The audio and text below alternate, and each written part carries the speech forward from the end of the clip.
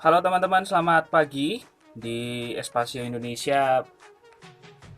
Pagi hari ini take-nya pagi anyway.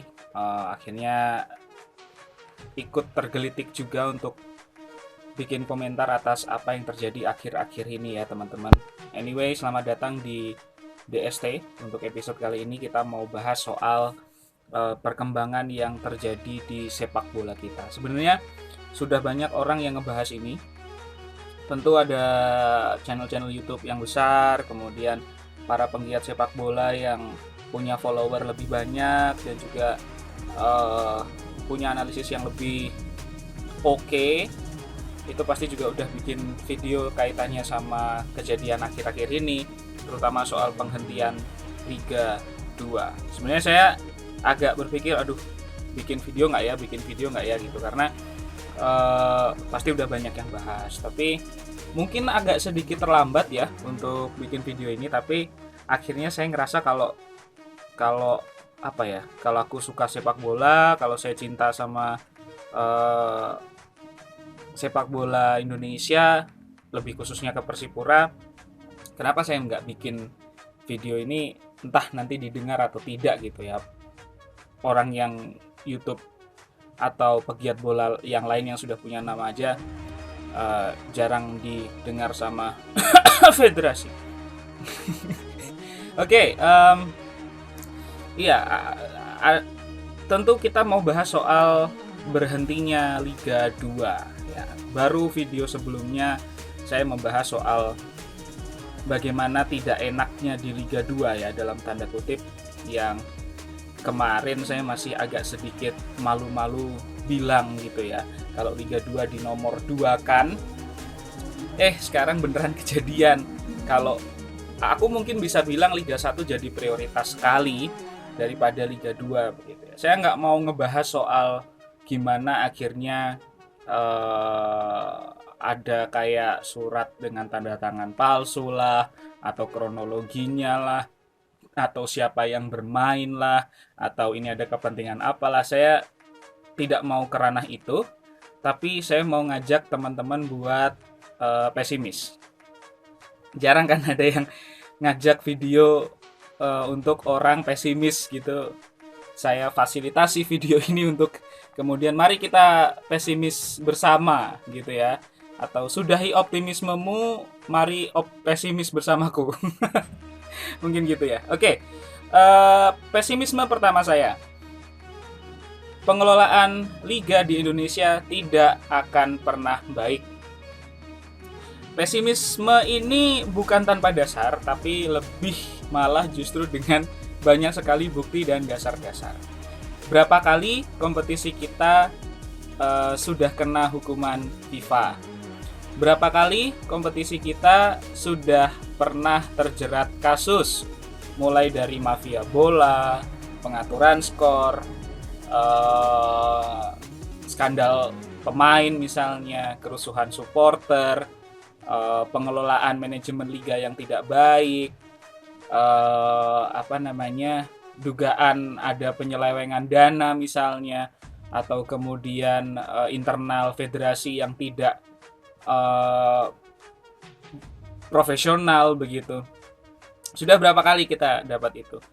Kemudian sudah berapa kali supporter punya suara untuk ayo kongres luar biasa, ayo kongres luar biasa, ayo kongres luar biasa, ayo didesak untuk dipercepat kongresnya, didesak untuk pemilihan ketua yang baru, karena harapannya dengan ketua baru pengelolaan sepak bola jauh lebih baik. Bullshit sih. Nah, itu kesimpulan saya yang pertama, bullshit. Ya gimana ya, karena apa ya, kayak semacam omong kosong aja gitu. Berapa kali kita membenci era-era tertentu dalam sepak bola Indonesia, tapi somehow kita tetap cinta gitu, karena batasan supporter ya cuman rasa cintanya itu. Sementara para pemangku kepentingan punya dampak dan kebijakan yang lebih luas untuk mengatur kemana sepak bola kita akan jalan. Jadi pesimisme pertama saya, pengelolaan liga tidak akan pernah bisa baik. Itu yang pertama. Yang kedua,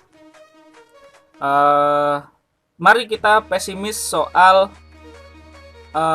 timnas yang baik. Timnas ketika gagal, terutama timnas kita, yang selalu jadi salah adalah pelatih. Berapa kali kita ganti pelatih? Ada pelatih baik nih dari Rusia, ada pelatih baik nih dari Jepang, ada pelatih baik nih dari Asia Tengah misalnya, ada pelatih baik nih dari Kroasia, Ukraina, lain-lain lah. Ada pelatih bagus nih dari Inggris, ada pelatih bagus nih dari Yugoslavia misalnya gitu. Hasilnya apa? Oke, betul, kita juara 19-9 sekian. Kita pernah menahan Uni Soviet di tahun sekian. Itu kan sering komentator ngomong kan kayak gitu. Kita pernah ya dulu menahan Korea Selatan, atau kita bisa menang waktu itu ya Bung di lawan Korea Selatan di tahun sekian. Kita pernah tuh lawan negara ini yang sekarang negara kuat gitu. Dengan bangganya kita selalu terjebak pada masa lalu dan keberhasilan masa lalu. Dan kita bangga, kita over proud sama itu. Kita pernah kok ngelawan ini menang sekian kosong. Kita pernah kok nahan imbang negara besar kayak gini. Dan itu bahkan sampai ke Sintayong loh. Sintayong tuh dipuji karena berhasil ngalahin timnas Jerman. Ya dengan skuad Korea Selatannya, nggak dengan skuad timnas Indonesia. Kita kayaknya mulai harus belajar itu deh. Nggak terlalu over proud sama sesuatu. Nggak perlu ngomong AFF ya. AFF udah jelas lah kita nggak seimbang sudah. Kita sudah tidak seimbang dengan Thailand dan Vietnam. Bahkan even Malaysia. Mungkin ada penempatan juara ketiga itu aku aja agak ragu kalau kita bisa menang ya. Menang pun mungkin adu penalti. Kalau menang loh ya, berarti kan beruntung. Bukan karena taktik dan juga teknis permainan di lapangan. Mari pesimis soal timnas Indonesia. Yang ketiga adalah pesimis soal pemain sepak bola. Apakah sepak bola di Indonesia masih jadi hal yang menjanjikan? Teman-teman pesepak bola, bagaimana perasaan teman-teman kalau misalnya kerja gitu ya? Kerja itu kan pertama cari dulu ya, ngelamar. Kalau di sepak bola ya ada mungkin harus melewati trial dulu, dilihat, terus kemudian menarik hati pelatih misalnya, kemudian dipilih pun mungkin masih jadi cadangan, kemudian mulai dapat menit bermain. Itu pun kalau performanya bagus terus berarti menit bermainnya ditambah. Kalau performanya jelek ya berarti menit bermainnya dikurangi, atau malah duduk di bench sampai mati karirnya. Pindah-pindah klub, mencari pengalaman, atau mencari pekerjaan yang penting. Akhirnya gitu. Terus kemudian setelah semua usaha itu ada mimpi, ada harapan, ada hal yang diperjuangkan begitu ya, entah untuk keluarga mereka, anak mereka, orang-orang yang mereka sayang gitu. Tapi terus akhirnya dihentikan sama orang atau institusi yang punya wewenang penuh atas jalannya kompetisi.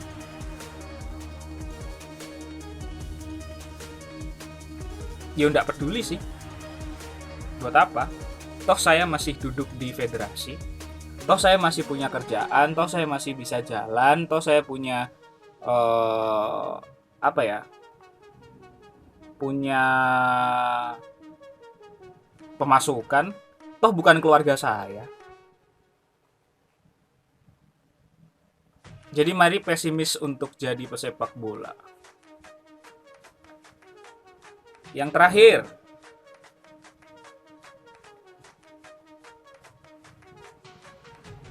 saya pesimis dengan keseluruhan iklim sepak bola Indonesia. Kasihan bibit-bibit muda kita. sudah punya mimpi, punya figur sosok yang diimpikan, saya mau jadi si A, saya mau jadi si B, saya mau jadi si C. Tapi kayaknya saya nggak mungkin kalau main sepak bola di Eropa, nggak mungkin kalau main sepak bola di Asia, nggak mungkin kalau main sepak bola di misalnya Amerika Latin gitu ya. Oke lah, saya main di Indonesia. Kasian ya dia. Anak kecil punya harapan, pengen belajar, pengen latihan, tapi di tempat yang salah.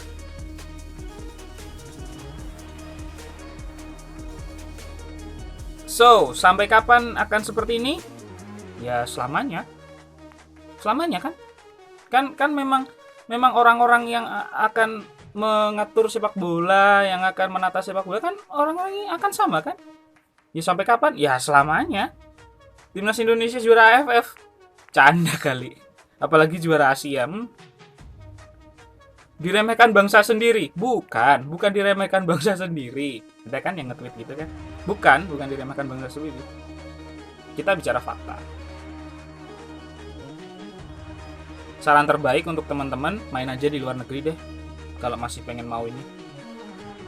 Masih mau berkarir. Langsung latihan di luar negeri. Jangan percaya kompetisi lokal. Jangan percaya kompetisi nasional. Kasihan hidupmu. Masa main satu musim aja nggak selesai. Kasihan klub yang sudah cari sponsor. Miliaran loh itu. Mempercayakan duit orang ke perusahaan kita atau ke klub kita tuh nggak gampang.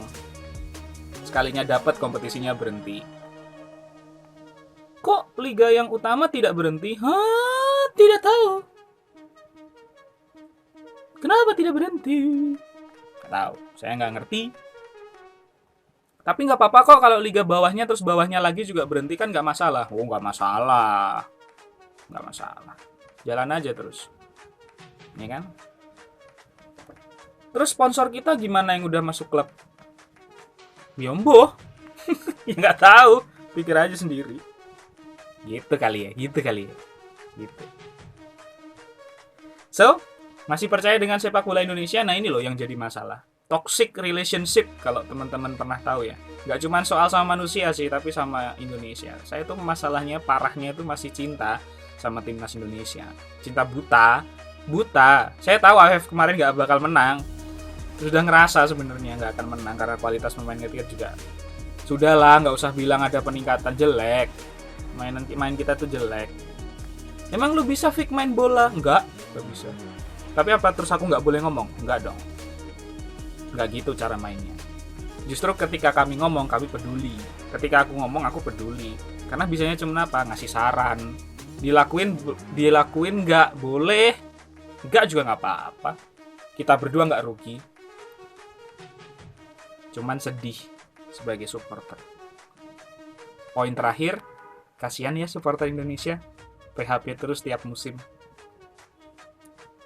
Disuruh mencintai liganya, tapi nggak dikasih hal-hal baik dan nyenengin.